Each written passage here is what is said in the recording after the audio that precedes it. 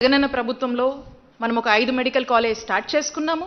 ఇంకొక 5 medical colleges start చేసేందుకు అన్ని విధాలుగా కూడా మాక్సిమం ఎఫర్ట్స్ మనం పెట్టి రిక్రూట్మెంట్ కంప్లీట్ చేసి ఇంకా ఒక కొంత complete work pending works complete చేస్తే అవి అందుబాటులోకి తీసుకొచ్చే దశ దాకా కూడా మనం పూర్తి చేసాం. ఇంకా ఒక 7 మనం ఉంటే ఈ సంవత్సరం ప్రారంభించేలా కూడా యాక్షన్ ప్లాన్ చేసుకున్నాం. మరి ఈ రోజున అన్నిటినీ కూడా చంపేస్తూ చంద్రబాబు నాయుడు గారు తీసుకున్నటువంటి నిర్ణయాన్ని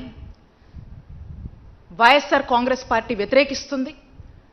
ప్రజల తరఫున వైఎస్ఆర్ కాంగ్రెస్ పార్టీ మరి ఈరోజు ఈ ప్రభుత్వాన్ని ప్రశ్నిస్తోంది.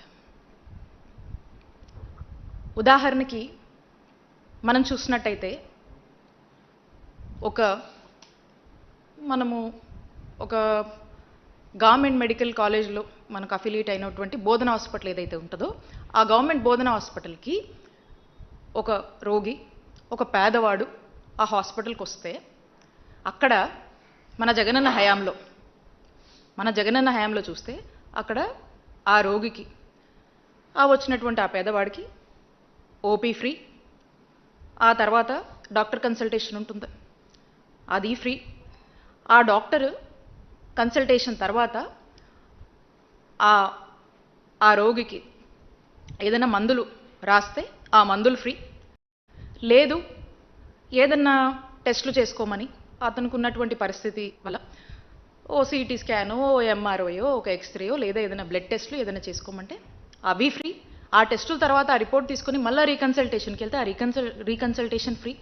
లేదు మందులు వేసుకుంటే సరిపోతుంది, లేదంటే ఏదైనా సర్జరీ చేయాలో లేదా ఆపరేషన్ చేయాలో ఏదైనా థెరపీ చేయాలో ఏదైనా చెప్పినా ప్రతి అక్కడ ఉన్నటువంటి ఏ ట్రీట్మెంట్ ఆ డాక్టర్ సజెస్ట్ చేసినా కూడా అది ఫ్రీయే. అక్కడ ఆ పేదవాడికి ₹1 కూడా తన సొంత ఖర్చు లేదు, తన మీద ఏ భారం పడట్లేదు. ప్రభుత్వంగా జగనన్న తీసుకున్నటువంటి బాధ్యత. ఈ రోజున చంద్రబాబు నాయుడు గారి నాయకత్వంలోని కూటమి ప్రభుత్వం వచ్చాక ఇవన్నీ మీరు అమ్మకానికి పెట్టి ఈ రోజున పరిస్థితి ఏంటి? ఈ రోజున ఈ విధంగా ప్రైవేటైజేషన్ పద్ధతిలో పోతే ఒక పేదవాడు ఒక రోగి హాస్పిటల్కి వస్తే ఆ ఓపీకి డబ్బులు కట్టాలి, ఆ కన్సల్టేషన్కి డబ్బులు కట్టాలి. ఆ కన్సల్టేషన్ అయిపోయిన తర్వాత డాక్టర్ ఏదైనా మందులు చెప్తే ఆ మందులు డబ్బులు పెట్టి కొనుక్కోవాలి.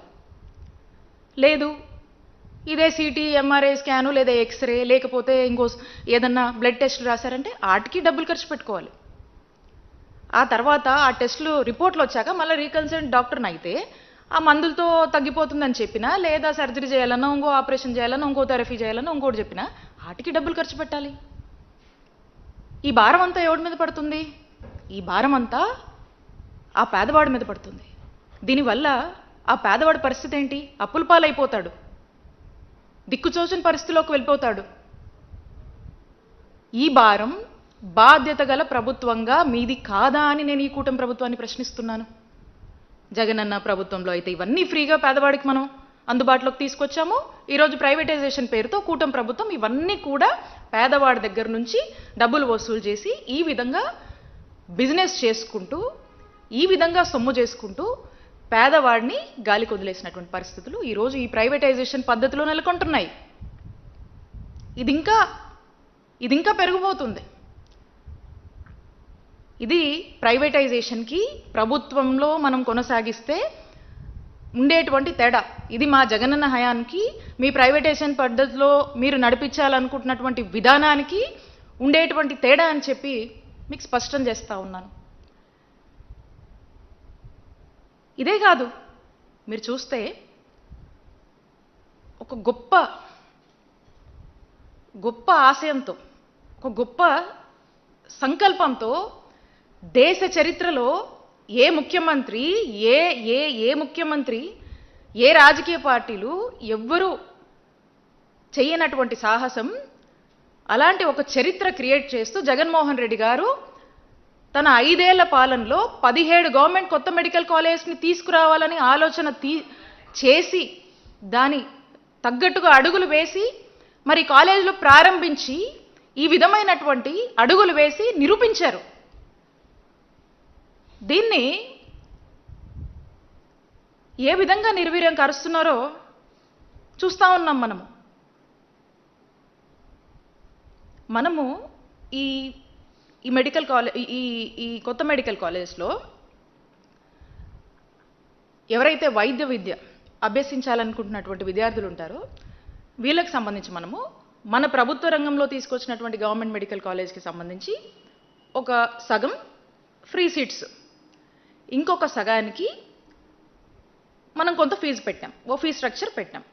ఈ ఫీజు కూడా ఎందుకంటే ఈ సెల్ఫ్ ఫైనాన్సింగ్ పద్ధతి ఏంటంటే ఈ యొక్క మెడికల్ కాలేజ్ ఒక సర్వైవల్ కోసం, అంటే వాటికి సంబంధించినటువంటి ఫెసిలిటీస్ ఏమైతే కావాలో రెగ్యులర్గా వాటి రన్నింగ్ కోసం ఎక్కడ కూడా అంతరాయం కలగకుండా ఒక వరల్డ్ క్లాస్ ఫెసిలిటీస్తో చక్కటి వాళ్ళ యొక్క విద్య అభ్యసించడానికి ఎక్కడ కూడా ఇబ్బంది లేకుండా అంతరాయం కలగకుండా ఈ యొక్క ఫెసిలిటీస్ ఎవరి మీద కూడా ఆధారపడకుండా అవి వాటంతటా అవి రన్ అయ్యేదానికి ఈ ఫీజు అనేది మనం పెట్టాం. అంటే ఒక 50% ఫీజు ప్రైవేటైజేషన్ అంటూ వాటికి అవి సర్వైవ్ అవుతూ ముందుకు వెళ్ళాలి అనేటువంటి ఒక గొప్ప ఆలోచన ఈ ప్యాటర్న్ మనం తీసుకొచ్చాం. మనం ప్రభుత్వ రంగంలో ఉన్నటువంటి మెడికల్ కాలేజ్ విషయంలో పద్ధతిలో ఇవే మెడికల్ కాలేజెస్ ఏమవుతాయంటే ఈ ప్రైవేటైజేషన్ పద్ధతిలో ఏవో కొన్ని సీట్లు, ఈ ప్రైవేటైజేషన్ పద్ధతిలో ఇవే మెడికల్ కాలేజెస్ ఏమవుతాయి ఇక మిగతా సీట్లన్నీ ఏవో కొన్ని లక్షలకి కోట్ల ఫ్రీగా ఇస్తారు, అమ్ముకుంటారు.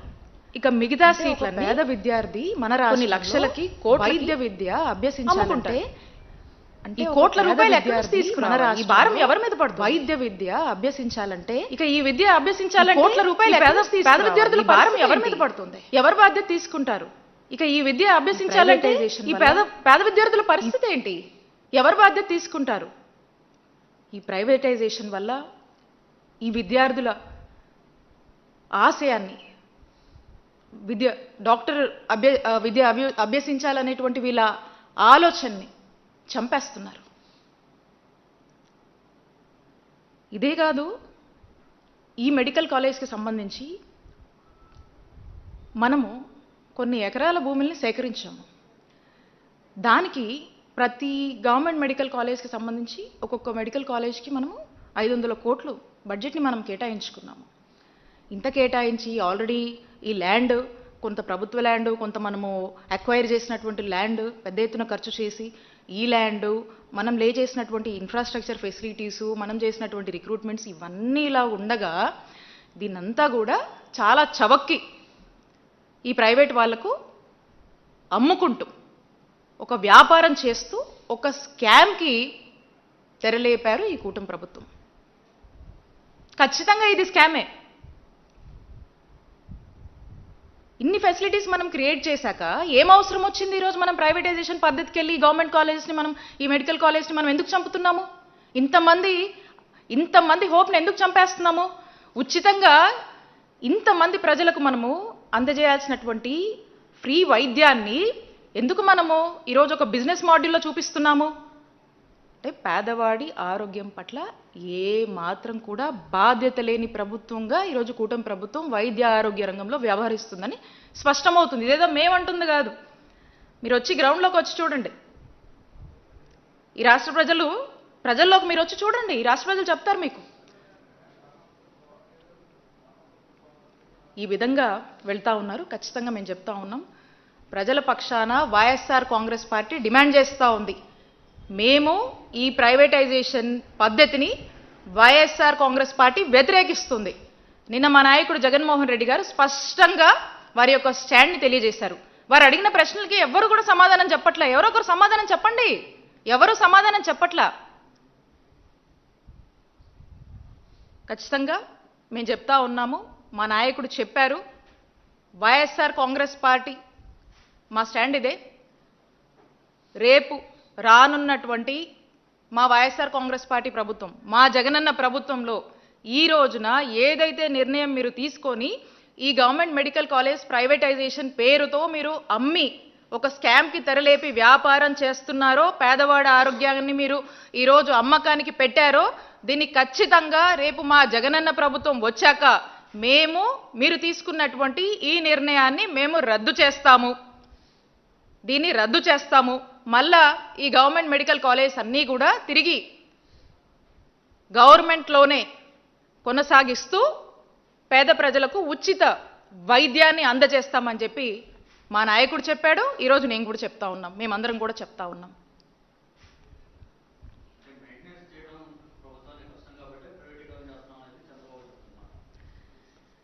Null get to that point అండి. మీకు చెప్తా ఉన్నాను, మేము గవర్నమెంట్ మెడికల్ కాలేజ్ని 500 crores బడ్జెట్తో ఒక కాలేజ్ని కేటాయించి దీని ఇన్ఫ్రాస్ట్రక్చరు, దీని డెవలప్మెంట్ మీద మనం ఫోకస్ పెట్టి చేస్తూ ఉన్నాం. దీనికి కావాల్సినటువంటి అన్ని ఫెసిలిటీస్ కూడా మనం క్రియేట్ చేస్తూ ఉన్నాం. ఫర్దర్ దీని సస్టైనబిలిటీ కోసం మనము కొంత ఇందాక చెప్పినట్టుగా ఒక 50% వచ్చేసి ఫ్రీ సీట్స్ ఇస్తున్నాము, ఒక 50% మీద మనం ఒక fee structure, certain fee structure అన్ని ఆలోచించి ఈ నిర్ణయం తీసుకోవడం జరిగింది. సో దట్ వీళ్ళ యొక్క డిపెండెన్సీ అనేది ఎవరి మీద ఉండకుండా వీళ్ళు సెల్ఫ్గా సస్టైన్ అవుతూ ఎక్కడ కూడా అంతరాయం రాకుండా నడిపేందుకు ఈ యొక్క ఆలోచన చేయడం జరిగిందనేది స్పష్టం చేస్తూ ఉన్నాం. అన్నీ ఆలోచించే నిర్ణయం తీసుకున్నాము. మరి ఈ రోజున వీళ్ళు ఇదంతా కూడా ప్రైవేట్ వాళ్ళకి కట్టగట్టి వాళ్ళకి అప్పచెప్పి దీన్ని అమ్ముతూ వాళ్ళేదో ఒక సొమ్ము చేసుకుంటూ ఈరోజు ప్రజల్ని గాలికి వదిలేసినటువంటి పరిస్థితి, ఒక స్కామ్కి తెరలేపారు. అలానే మనం చూసినట్టయితే ఆరోగ్యశ్రీ గురించి, ఈ ఆరోగ్యశ్రీ ప్రోగ్రాం ఎవరు ఇంట్రడ్యూస్ చేశారు, ఈ ఆరోగ్యశ్రీ పథకం ఎవరు తీసుకొచ్చారని నేను ప్రత్యేకించి చెప్పనవసరం లేదు. ఆరోగ్యశ్రీ ఎంతో మంది, లక్షల మంది పేద ప్రజల ప్రాణాలు కాపాడడానికి ఆనాడు ఆ దివంగత మహానేత డాక్టర్ వైఎస్ రాజశేఖర రెడ్డి గారు ఈ పథకాన్ని ప్రవేశపెట్టి ఎంతో మందిని బ్రతికించారు, ఆదుకున్నారు, ఈ రాష్ట్ర ప్రజల్ని కాపాడారు. ఇలాంటి ఒక గొప్ప పథకం దేశానికే ఆదర్శంగా నిలిచింది. ఈరోజు దేశంలో ఉన్నటువంటి దాదాపు అన్ని రాష్ట్రాలు కూడా ఆరోగ్యశ్రీ అనేటువంటి ప్రోగ్రామ్ని వాళ్ళందరూ కూడా ఈ ట్రస్ట్ని ఫాలో అవుతూ అమలు చేస్తూ మరి ముందుకు వెళ్తున్నటువంటి పరిస్థితి.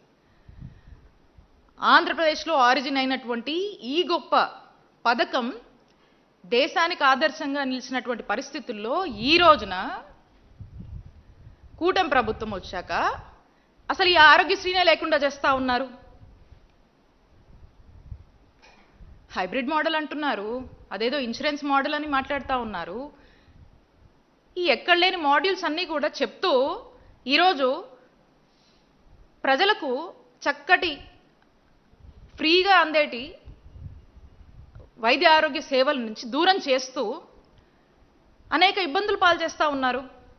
మనం చూసినట్టయితే ఆరోగ్యశ్రీ, జగనన్న ఆరోగ్యశ్రీని 3257 ప్రొసీజర్స్కి పెంచి 25 లక్షల వరకు కూడా ఆ లిమిట్ని పెంచి దాదాపు మన రాష్ట్రంలో 90% పైగా ఉన్నటువంటి కుటుంబాలు ఈ ఆరోగ్యశ్రీని ఈరోజు అవైల్ చేసుకుంటూ చక్కగా వెళ్తున్నటువంటి పరిస్థితి నుంచి ఈరోజు అసలు ఈ రాష్ట్రంలో ఆరోగ్యశ్రీ ఉందా లేదా, అమలు అవుతుందా లేదా, ఏ హాస్పిటల్ పోవాలి, వెళ్తే చూస్తారో లేదో అన్నటువంటి భయంలోకి ఈరోజు ప్రజలు నెట్టినటువంటి పరిస్థితి.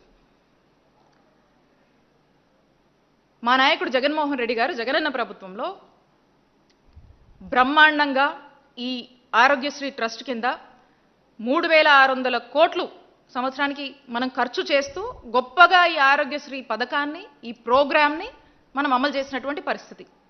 ఈ రోజున వీళ్ళు చెప్తా ఉన్నారు, వీళ్ళకి 100 కన్ఫ్యూజన్స్ ఉన్నాయి. అసలు ఈ ఆరోగ్యశ్రీని ఇన్సూరెన్స్ మోడల్లోకి తీసుకువెళ్లాల్సినటువంటి అవసరం ఏంటి, దానివల్ల వచ్చే అడ్వాంటేజెస్ ఏంటో చెప్పాలి. ఏదో ప్రీమియం అంటారు, ఏదో ఇన్సూరెన్స్ మోడల్ అంటారు, ఇంకేంటేంటో అంటున్నారు. దాని మీద వాళ్ళకే స్పష్టత లేదు. క్లారిటీ ఇవ్వండి. అసలు మీరు ఎందుకు వెళ్ళాలనుకుంటున్నారు, వెళ్తే ఏంటి, వెళ్ళడం వల్ల అడ్వాంటేజెస్ ఏంటి, దీనివల్ల ప్రజలకు ఏ విధంగా మేలు అవుతుంది. ఫర్ ఎగ్జాంపుల్, ఉదాహరణకి మనం చూస్తే ఒక వ్యక్తి ఈ ఇన్సూరెన్స్ మాడ్యూలే గనక ఉంటే ఏదైనా ఒక జబ్బు వచ్చి ఆ హాస్పిటల్కి వెళ్తే ఫర్ సపోజ్ ఒక 2 లక్షలు ఖర్చు అవుతుంది, 2 లక్షలు ఖర్చు అవుతుంది ఆ జబ్బు నయం కావడానికి అని చెప్తే అందులో 50,000 ఆరోగ్యశ్రీలో ఈ ఇన్సూరెన్స్ మాడ్యూల్లో మీకు లభిస్తుందండి అని చెప్తే ఇంకో 1,50,000 ఎక్కడి నుంచి ఈ వ్యక్తి పెట్టుకోవాలి, దీనికి ఎవరు రెస్పాన్సిబుల్ తీసుకుంటారు? ఇలాంటి పరిస్థితులకు ఇలాంటి కన్సర్న్స్ ఉన్నటువంటి ప్రజలకు ఏం సమాధానం చెప్పాలనుకుంటున్నారు ఈ కూటమి ప్రభుత్వం? ఇదే జగనన్న ప్రభుత్వంలో అయితే 25 లక్షల వరకు, అంతకన్నా మించి అంటే చాలా రేర్ కేసెస్, బట్ అయినా అది కూడా ప్రభుత్వం భరించింది. అలాంటి పరిస్థితులు ఉన్నాయి, భరించింది. భరిస్తామని జగన్మోహన్ రెడ్డి గారు మరి ఎంతో మందికి కూడా ఎంత ఖర్చు అయినా కూడా పెట్టుకున్నటువంటి పరిస్థితులు ఉన్నాయి. అలాంటిది మీరు ఏం చెప్తున్నారు ఈరోజు ప్రజలకి? ఏంటేంటో చెప్పి కన్ఫ్యూజ్ చేస్తున్నారు. ఒక క్లారిటీ ఇవ్వండి, ఒక స్పష్టత ఇవ్వండి. మీరు బ్రహ్మాండ 3600 కోట్లతోనే ఆరోగ్యశ్రీని మనం జగనన్న హయాంలో బ్రహ్మాండంగా అమలు చేశాం ట్రస్ట్ కింద. మీరు ఈ ప్రీమియం అని ఇవ్వని అవ్వని ఏదేదో చేసి మీరు చెప్తున్న అన్ని ఇంకేటేటో చేయాలంటే ఖచ్చితంగా ఒక 5000 కోట్ల కన్నా కూడా ఎక్కువ అవుతుంది ఖర్చు. దాంట్లో కూడా మళ్ళీ గ్యారెంటీ లేదు. ఇందాక ఎగ్జాంపుల్ చెప్పాను కదా, ఓ కొంత వస్తుంది. అసలు ఆరోగ్యశ్రీ వర్తిస్తుందా లేదా అనే కన్ఫ్యూజనే ప్రజల్లో చాలా ఉంది. చూడట్లేదు హాస్పిటల్స్. మరి అంత ఖర్చు అయ్యేటువంటి పరిస్థితి ఉంటుంది. మరి అంత ఖర్చు చేస్తూ ఆ ఇన్సూరెన్స్కి మోడల్కి ఈ హైబ్రిడ్ మోడల్స్కి వెళ్ళాల్సినటువంటి అవసరం ఏముందో చెప్పాలి మీరు. 3600 కోట్లకి 5,000 కోట్లకు పైగా అవుతున్నటువంటి బడ్జెట్. ఆ మధ్యలో నంబర్స్ ఉన్నాయే, ఆ 1500 కోట్లు 1400 కోట్ల వరకు అవి ఎవరి జాబ్లోకి వెళ్తాయి? రాష్ట్ర ప్రజలు అన్నీ గమనిస్తున్నారు. అలానే ఇప్పుడున్నటువంటి ఈ ట్రస్ట్ని కంటిన్యూ చేస్తూ నెట్వర్క్ హాస్పిటల్స్ 4000 కోట్ల వరకు కూడా మీరు చెల్లించాలి. ఒక 600 కోట్లు ఏదో చెల్లించి వాటికి ఇవ్వకుండా వాటిని గాలికి వదిలేశారు. ఈరోజు నానా ఇబ్బందులు పడుతున్నాయి నెట్వర్క్ హాస్పిటల్స్. ఈరోజు పేషెంట్స్ వెళ్తే చూడటంలా. ఎందుకు చూడటం లేదంటే బిల్లులు రావాలి ప్రభుత్వం నుంచి, మీరు చెల్లించట్లేదు, వాళ్ళు ప్రజల్ని పట్టించుకోవట్లేదు. డబ్బులు ఉంటే చూపించుకోవాలి, లేదంటే లేదు, లేదా అప్పులు చేసుకొని చూపించుకోవాలి. పేదవాడి పరిస్థితి ఇది. నెట్వర్క్